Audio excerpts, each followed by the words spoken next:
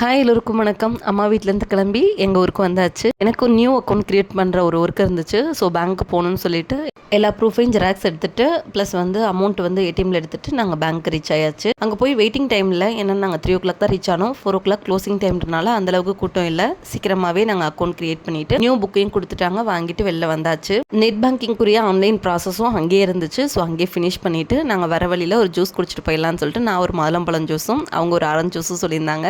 இங்கே ஜூஸ் குடிச்சிட்டு இருக்கும் போதே குழந்தைங்க என்ன பண்ணுவாங்க அப்படின்னு சொல்லிட்டு அவங்க ஞாபகமாக இருந்துச்சு, விட்டுட்டு வந்துட்டோமேன்னு சொல்லிட்டு. வெயில் ரொம்ப அதிகம்னால மாமியார்ட்டே குழந்தைங்களை விட்டுட்டு போயிருந்தோம். இந்த வீடியோ மட்டும் தெரியாமல் தனுவோ பிரித்தியோ பார்த்துட்டா கண்டிப்பாக அடம் பிடிக்க ஆரம்பிச்சிருவாங்க ஜூஸ் கேட்டுன்னு சொல்லிட்டு 2 பேரும் பேசி சிரிச்சிட்டு இருந்தோம். ஜூஸ் கடையிலேருந்து வெளில வரதுக்கு ஆப்போசிட்லேயே ஜியோ ஆஃபீஸ் இருந்துச்சு. என்னோட சிம்மை ஏர்டெல்லேருந்து ஜியோவை மாற்றிக்கலான்னு சொல்லிட்டு நான் பிளான் பண்ணியிருந்தேன். ஏன் போஸ்ட் பெய்டாக மாற்றணும்னா வீட்டில் இருக்க எல்லாருக்கும் தனித்தனியாக ரீசார்ஜ் பண்ணும்போது அதுவே ஒரு அமௌண்ட் வந்துடுது. அதுக்கு இதில் நிறைய பிளான் இருக்குது போஸ்ட் பெய்டில். பட் நாங்கள் சூஸ் பண்ணது 450.